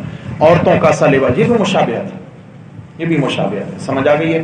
اور ناراض تو نہیں ہوگے؟ بالکل. عورتوں کی داڑھی ہوتی ہے؟ بولو. اور جو بیچارہ روزانہ صاف کرتا ہے بالکل صاف، یہ کس کی طرح دکھنا چاہتا ہے؟ بولو بھائی. اللہ نے تیرے کو مرد بنایا تھا اور تو کہتا ہے کہ غلطی سے یہ داڑھی کے بال میرے چہرے پہ آ گئے، میں تو کوئی اور چیز تھا، یہ غلطی سے آ گیا، لہذا ان کو روزانہ رگڑ رگڑ کے ہٹایا جا رہا ہے. عورتوں کی مشابہت اختیار کی جا رہی ہے. داڑھی کا منڈانا یہ بھی عورتوں کی مشابہت میں آتے ہوئے ایسا کام ہے جس پر اللہ کے رسول نے لعنت کی. یہ وہ گناہ ہے. کیا خیال ہے بھائی؟ توبہ کرنی چاہیے جی، یا قربانی کا گوشت کھا کے؟ بولو. بلکہ یہاں تو یہ کہیں کہ ہمارے تیجے کے چاول جب لوگ کھا لیں تو پھر ہم توبہ کریں. اللہ ان چاولوں سے بھی نجات دیں. اللہ تبارک و تعالی رسم و رواج سے بھی نجات نصیب فرمائے۔ میرے بھائیوں نوجوانوں، خدا کا واسطہ ہے، خدا کا واسطہ، اللہ نے مرد بنایا ہے، مرد کا وقار داڑھی میں، مرد کا وقار داڑھی میں۔ اچھا پھر کیا ہوتا ہے؟ وہ جی اصل میں شادی کرنی ہے نا، نوجوان کا بڑا مسئلہ کیا ہے؟ شادی کرنی ہے، اگر داڑھی ہوئی تو رشتہ نہیں آئے گا، رشتہ نہیں ملے گا، عورت منع کر دے گی، اچھا تیری تو داڑھی ہے، آپ اس کے ساتھ سودا کر لیں، بالکل سودا کر لیں برابری کا۔ آپ اسے کہیں دیکھ تیرا حسن اللہ نے سر کے گھنے اور لمبے بالوں میں بنایا، سر کے لمبے بال یہ عورت کے حسن کی علامت ہے، اور مرد کے کون سے بال حسین ہیں؟ داڑھی کے بال ہیں۔ سودا کر لیتے ہیں، میں داڑھی مڈاتا ہوں تو کیا خیال ہے؟ ختم انشاءاللہ تعالی، اگلے لمحے اعتراض ختم ہو جائے گا۔ لہذا نوجوانوں گھبرانے کی ضرورت نہیں ہے، انشاءاللہ میرے نبی کی سنت کو سنت سمجھ کے لے لیں، انشاءاللہ تعالی اللہ بہترین رشتے کا انتظام فرمائیں گے۔ ہاں یقین سے کہہ رہا ہوں، اللہ بہترین دیندار رشتے کا انتظام فرمائیں گے۔ وہ عورت ہے جو گھر میں آ رہی ہے اور کہہ رہی ہے کہ پہلے سنت کو چہرے سے ہٹا، جس گھر میں نبی کی سنت ہوگی اس گھر میں نہیں آؤں گی، کل یہ آ کر اس گھر کو کیا بنائے گی؟ کیا بنائے گی بھائی؟ آنے والی جو اس کی کوکھ سے نسل جنم لے گی وہ دیندار ہوگی؟ ان کی روحانیت پاکیزہ ہوگی؟ نہیں نہیں نہیں۔ پہلا حق کیا ہے اولاد کا؟ باپ کے ذمہ پہلا حق کہ اولاد کے لیے ایسی عورت کا انتخاب کرے، ان کو ایسی ماں دے جس کے اندر ساری خوبیاں موجود ہیں۔ دیندار ماں، اولاد نافرمان ہوتی ہے نا تو پیچھے بہت بڑا ہاتھ یہ بھی ہوتا ہے کہ باپ تو چاہتے تھے کہ اولاد دیندار ہو جائے، باپ چاہتے ہیں کہ میری بیٹی پردہ کرے، مگر ماں نہیں مانتی ہے، ماں نہیں مانتی، ماں بیٹی کی سپورٹ میں ہے۔ تو یہ کیا ہے میرے بھائی؟ یہ حق ہے جو ہم نے نہیں دیا ہے۔ اور عرض کر رہے تھے کہ سرخ لباس جو ہے یہ مردوں کا لباس نہیں، کن کا ہے جی؟ یہ لیڈیز کا لباس ہے، مردوں کو یہ استعمال نہیں کرنا۔ اور عورت کے لیے جو لباس ہے اس میں کیا ہے؟ ہر کلر استعمال کر سکتی ہیں بشرطے کہ اس کی دو خوبیاں ہوں۔ نمبر ایک، قرآن کہتا ہے کہ اس سے تمہارا سطر ڈھانپ دیا جائے، اس سے تمہارا بدن ظاہر نہ ہو، ڈھیلا ڈھالا لباس ہو، تنگ چست لباس نہ ہو، باریک لباس نہ ہو۔ نمبر دو، ایسا لباس بنوائیں جس سے تمہاری شخصیت ظاہر ہو، شخصیت باوقار شخصیت دیکھیں، سمجھا گئی؟ یہ باوقار شخصیت تصنع اور بناوٹ سے نہیں آتی ہے۔ لباس پہننا بھی ہے تو ایسا پہننے کہ جس میں کوئی بے توقیری نہ ہو۔ دوپٹہ اول تو گلے میں آ گیا، اول تو رہا ہی نہیں، اور اگر ہے بھی صحیح تو سر سے اتر کے کہاں آ گیا؟ گلے میں آ گیا، کندھے پہ آ گیا۔ یہ دوپٹہ ہے۔ مسلمان خاتون کے لباس کا مستقل حصہ اوڑھنی ہے۔ قرآن مجید نے کہا وَلْيَضْرِبْنَ بِخُمُرِهِنَّ عَلَى جُيُوبِهِنَّ۔ فرمایا جب خواتین گھر میں ہوں تو وہ اس طریقے سے دوپٹہ اوڑھ کے رکھیں کہ سر سے اوڑھ کے لائیں اور اپنی چھاتی کو چھپا کے رکھیں، چھاتیوں کو چھپا کے رکھیں، یعنی یوں کیا ہے، کھول کے دوپٹہ ڈالیں۔ وَلْيَضْرِبْنَ بِخُمُرِهِنَّ عَلَى جُيُوبِهِنَّ، جُيُوب گریبان کو کہتے ہیں۔ گریبان پہ دوپٹہ کھول کے ڈال کے رکھیں۔ گھر کے اندر خاتون کا یہ معاملہ ہے، اپنے اگر بچے ہی گھر کے اندر ہیں تو یاد رکھیے یہ ان کی خاموش ذہنی اخلاقی تخریب کاری ہو رہی ہے کہ ماں اگر دوپٹے کے اوڑھنے کا معاملہ درست نہیں رکھتی، گھر میں جوان بچیاں ہیں وہ اگر اپنے دوپٹے کے اوڑھنے کا معاملہ صحیح نہیں رکھتی ہیں تو یہ بہت بڑے انحطاط کا معاملہ ہے، بہت بڑی خطرے کی گھنٹی۔ دوپٹہ گھر میں خاتون رہے، سر سے دوپٹہ نہیں اتارنا۔ کیا کہتی ہیں گھر میں تو ہیں، کیا ہے، زیادہ سے زیادہ دوپٹے کو ہوا لگوانی ہے سر کی جب اذان کی آواز کانوں میں پڑے، اذان کی آواز آئی بھاگ کے جو بھی چیز ہاتھ آئی سر پہ رکھ لی، اور جناب اذان گئی یہ بھی گئی ختم۔ یہ کون سے اخلاق ہیں؟ یہ اخلاق نہیں ہے، یہ بناوٹ ہے۔ گھر میں رہیں دوپٹہ مکمل اوڑھ کے رکھیں۔ نمبر 2، باہر نکلیں آپ نے فرمایا اے میرے پیغمبر اپنی بیوی قل لازواجک و بناتک و نساء المؤمنین یدنین علیہن من جلابیبہن، سورہ احزاب میں فرمایا یدنین علیہن من جلابیب، فرمایا اپنی بیویوں کو میرے نبی فرما دیجئے، بیٹیوں کو کہہ دیجئے، مسلمان خواتین کو کہہ دیجئے جب گھروں سے باہر نکلا کریں اپنے اوپر بڑی بڑی چادریں لے لیا کریں جیسے برقع وغیرہ، سمجھ آ گئی ہے؟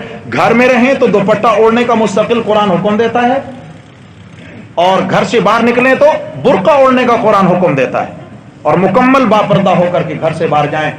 اگر زیور ہے تو اس کا بھی اظہار گناہ ہے، ہاتھوں کی مہندی ہے اس کا اظہار بھی غیر محرم کے سامنے گناہ ہے، سمجھ آ گئی نا جی؟ اس طریقے سے ننگے سر گھومنا تو اور بڑے ظلم کا معاملہ۔ تو بہرحال یہ ضروری ہے، یہ مسلمان کی اخلاقیات کا حصہ ہے جو باوقار لباس و سطر ڈھانپا جائے۔ اب یہ ہے کہ لباس کیسا پہنے؟ آپ علیہ الصلوۃ والسلام نے فرمایا البسوا الثياب البيض فانها اطهر واطيب، فرمایا اے مردو سفید لباس پہنا کرو۔ کیا فرمایا؟ بولو بھائی، سفید لباس پہنا کرو۔ کیوں؟ فرمایا اس کی پہلی صفت ہے فانها اطهر، یہ زیادہ طہارت والا ہے، زیادہ پاکیزہ دکھتا ہے، دھلا ہوا صاف، سبحان اللہ، کیا پاکیزہ دیکھے گا۔ واطیب، اور ہے بھی خوب پاکیزہ، فرمایا سفید لباس پہنا کرو، اس لیے کہ اللہ نے اس کے اندر طہارت اور پاکیزگی رکھی ہے، خوبصورتی۔ ایک اور روایت میں پڑھا ہے کہ آپ علیہ الصلوۃ والسلام نے فرمایا کہ سفید لباس پہنا کرو جب تک یہ کسی مسلمان کے بدن پر رہتا ہے اور صاف رہتا ہے تب تک سفید لباس اللہ کا ذکر کرتا ہے۔ کیا کرتا ہے بھائی؟ ذکر۔ یہ سفید لباس کے متعلق ہی فرمایا گیا۔ اور پھر علماء محدثین نے، شارحین نے لکھا کہ کب تک اس پر یہ صاف رہنے کا حکم لگے گا، کتنے دن؟ تو لکھا کہ 1 رات اور 1 دن مکمل لباس اگر مسلسل پہنے رکھا ہے تو یہ صاف رہے گا، اور 1 رات اور 1 دن تک یہ لباس کیا کرتا رہے گا؟ اللہ کا ذکر کرتا رہے گا۔ پھر آپ علیہ السلام نے فرمایا وَكَفِّنُوا فِيهَا مَوْتَاكُمْ، اور سفید کپڑوں میں ہی اپنے مردوں کو کفنایا کرو۔ اپنے مردوں کو کفن کس رنگ میں دینا ہے؟ سفید کلر ہو، اس میں جو ہے نا تم کیا کیا کرو؟ کفن دیا کرو۔ اچھا، پیچھے یہ فرمایا کہ یہ زیادہ صاف ستھرا ہے، تو معلوم یہ ہوگا کہ لباس کے لیے صاف ستھرا ہونا بھی ضروری ہے۔ کیا؟ میلا کچیلا کام والے کپڑے بالکل میلے، ایسے زنگ، مٹی، کیچڑ، آئل لگا ہوا، اور آ کے جناب صف میں کھڑے، اللہ کو نماز پڑھ۔ خدا کا خوف کیجئے، خدا کا خوف میرے بھائی۔ مزدوری کرنا عیب نہیں ہے، لیکن یہ کپڑے کام والے ہیں، رب کے دربار میں وہاں پیش ہو رہے ہیں، رب کے دربار میں۔ اگر تھوڑی دیر کے لیے رئیس بھائی کہیں چلو بھائی، مثال کے طور پر بچے کام کر رہے ہیں، چلو بھائی کام بند کرو، وہ برابر میں دعوت ولیمہ ہے وہاں جانا ہے، چل پڑیں گے ایسے؟ کیا ہوگا؟ رئیس بھائی ذرا روکیں، کپڑے چینج کر لیں۔ آپ کہہ سکتے ہیں مسجد میں تو ایسے ہی ہم چلے جاتے ہیں، وہاں کیا ہوتا ہے؟ نہیں جی، چونکہ وہاں لوگ دیکھیں گے، لوگ باتیں بنائیں گے، اور ممکن ہے کہ ہمارے لیے داخلہ بھی ممنوع ہو کہ بھائی حالت تو بنا کے آؤ، لیکن اللہ کے سامنے کھڑے ہو رہے ہیں، جیسے تھے ویسے ہی اٹھ کے چلے گئے، ناجائز ہے۔ احادیث میں واقعات موجود ہیں، آپ صلی اللہ علیہ وسلم مدینہ کے باہر ایک صحابی کہتے ہیں کہ ہمارے قبیلے میں تشریف لائے، ہماری بستی میں، اور لوگ جمع ہو گئے آپ علیہ السلام کی واضح نصیحت سننے کے لیے۔ تو آپ علیہ السلام نے ایک شخص کو دیکھا، لمبے لمبے بال تھے اس کے، اور ایسا لگ رہا تھا کہ بڑے دنوں سے اس نے بال دھوئے نہیں، نہائے نہیں۔ آپ نے فرمایا یہ کیا بنا رکھا ہے آپ نے؟ نہاتے نہیں ہو؟ جیسے آج کسی کہیں بھائی نہا لیا کرو یار، بال صاف رکھ کر لیا کرو، کپڑے صاف پہن لیا کرو، کہتے ہیں جی ہم غریب ہیں۔ ہم کیا ہیں؟ غریب ہیں۔ پانی مہنگا ہے؟ ہاں جی، یہ کیا بات ہے؟ آپ علیہ السلام نے فرمایا کہ تو نے کیا حالت بنا رکھی ہے؟ پھر آپ نے فرمایا من کان لہ شعر فلیکرمہ، جس کے بال ہوں اس کو چاہیے کہ بالوں کو عزت دے۔ کیا کرے؟ بالوں کی عزت کیا ہے؟ بالوں کو دھوئے، بالوں کو تیل لگائے، بالوں کو کنگھی کرے، یہ بالوں کو کیا دینا ہے؟ عزت دینا ہے۔ سمجھ آ گئی؟ ایسے نہیں ہے جیسے وہ کچھ اور ہی ٹائپ کی چیز بنا ہوا ہو، کیا جی زلفیں رکھی ہوئی ہیں، یہ نہیں، آپ نے منع کیا اسے۔ پھر اسی مجلس میں ایک دوسرے شخص پہ آپ کی نظر پڑی، اس نے میلے کچیلے کپڑے پہن رکھے تھے، آپ نے فرمایا تم نے کیا حالت بنا رکھی ہے، صاف کپڑا کیوں نہیں پہنتے ہو؟ آپ نے فرمایا اس کو دھو لیا کرو، میلا ہو جائے دھو لیا کرو، اس کو دھونے میں کتنی دیر لگتی ہے؟ بس تھوڑی دیر کے لیے، کیا ہے اس میں سے پانی ہی گزار دیں تو کم از کم یہ ہے کہ بدبو تو محسوس نہیں ہوگی۔ جیسے حدیث میں آیا کہ بدبودار چیزیں کھا کر مسجد میں نہ جاؤ، کچی لہسن کچی پیاز کھا کر مسجد میں نہ جاؤ، کیوں کہ جس چیز سے انسانوں کو ایذا پہنچتی ہے اسی چیز سے فرشتوں کو بھی ایذا اور تکلیف پہنچتی ہے۔ ان چیزوں کی بو سے فرشتوں کو تکلیف، پھر فرشتے لعنت کی بددعا دیتے ہیں، ناراض ہو جاتے ہیں، اللہ ناراض ہو جاتے ہیں۔ ایسے ہی میرے بھائیوں، اگر کپڑا ایسا ہے جس میں سے پسینے کی بو آ رہی ہے، میلا کچیلا ہے، تو خیال کریں، یہ نہ کہیں کہ ٹھیک ہے جی چلے گا، یہ خیال کریں میرے برابر والے کو اگر ناگوار گزر گیا تو اللہ ناراض ہو جائے۔ میرے برابر کوئی ہو نہ ہو، فرشتے تو ہیں نا، فرشتے تو موجود ہیں۔ لہذا نماز کے لیے الگ اپنا لباس رکھیں، وضو بنانے میں جتنا وقت لگنا ہے کپڑے بدلنے میں اتنا وقت نہیں لگنا، ٹھیک ہے نا جی؟ جلدی سے بدلیں، وضو بھی بنانا ہے، جلدی سے کپڑے بدل لیں اور جناب نماز کے لیے چلے جائیں، آئیں فوراً اتار کے ان کو ہینگ کر دیں اور کام والے پہن کے کام میں شروع ہو جائیں۔ کرنا چاہیں تو کوئی مشکل نہیں ہے، نہ کرنا چاہیں تو پہاڑ ہے، نہ کرنا چاہیں تو بڑا پہاڑ ہے۔ اس لیے آپ علیہ السلام نے فرمایا کہ ان احسن ما زرتم اللہ فی قبورکم و مساجدکم البیاض، فرمایا کپڑوں میں سب سے پسندیدہ کپڑا، ان احسن ما زرتم اللہ، سب سے پسندیدہ لباس اللہ تعالیٰ کو جو پسند ہے کہ میرا بندہ مجھ سے ملے، کون سا لباس پہن کر؟ آپ نے فرمایا سفید لباس اللہ کو مرد کا سب سے زیادہ پسند ہے، فی قبورکم و فی مساجدکم، فرمایا نماز پڑھنے جاؤ تو بھی کوشش کرو سفید لباس ہو، اور جب کوئی تمہارا مرے تو اس کو کفن بھی سفید لباس میں دیا کرو۔ یہ کیا ہے؟ آپ صلی اللہ علیہ وسلم نے پسندیدگی کا اظہار، اور آپ صلی اللہ علیہ وسلم عموماً سفید لباس استعمال فرماتے، اوپر کی چادر کچھ بھی کلر کی ہو، سمجھ آ گئی ہے، چلتا ہے، لیکن جو لباس ہے بہتر یہ ہے کہ وہ سفید لباس ہو۔ چلیں اگر کوئی اور بھی ہو تو کوئی حرج نہیں، کم از کم پاکیزہ تو ہو، صاف ستھرا تو ہو۔ اس کے علاوہ کیا ہے؟ لباس ایسا ہو جس سے ستر ڈھانپ دیا جائے، یعنی حیا برقرار رہے، لباس ایسا ہو، ایسا اس کے سلوانے اور بنانے کا انداز ہو کہ اس سے اس کی شخصیت نمایاں ہو، شخصیت نمایاں ہو۔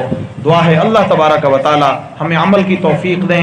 لیکن ایک بات آخر میں اپنی بہنوں سے گزارش کروں گا کہ یہ مت سوچیں ابھی تو چھوٹی بچیاں ہیں جیسے بھی لباس ہو چلے گا، بڑی ہوں گی یا بچے بڑے ہوں گے تو سب ٹھیک ہو جائے گا، نہیں، ابھی تک یہ نازک کومپل ہیں، ایک ہلکی سی جدھر بھی اس کو جھکائیں گے جھکتی چلی جائے گی، اور جب یہ تناور درخت بن گئے تو پھر جھکانا آسان نہیں ہوگا۔ اس لیے بچوں کی تربیت کا وقت ہے، بچوں کو یہ جینز، یہ پینٹ، یہ شرٹ، یہ اس سے جان چھڑائیں ان کی، سمجھ آ گئی ہے؟ ان کو سیدھا کرتا شلوار پہ لائیں، لڑکے ہیں سیدھے کرتا شلوار پہ لائیں، بچیاں ہیں اپنا جو ہمارا روایتی جو ایک مشرقی لباس ہے حیادار اس لباس پہ لائیں۔ بچپن سے ہی بچوں کو ایسے لباس کا عادی بنا دیں کہ آگے چل کر انہیں مشکل پیش نہ آئے۔ ساری زندگی چونکہ اس طرح کا لباس پہناتے ہیں، اگلے گھر میں جب بچیاں جاتی ہیں تو وہاں اگر دیندارانہ سوچ ہو، وہ ڈھالنا چاہتے ہیں، یہ ڈھل نہیں سکتی ہیں، وہاں تنازع کھڑا ہوتا ہے اور گھر، سمجھ آ گئی ہے؟ اللہ تعالیٰ کمی کوتاہی ہم سب کو معاف فرمائے، اللہ تعالیٰ عمل کی توفیق نصیب فرمائے۔ اقول قولی ھذا استغفر اللہ واتوب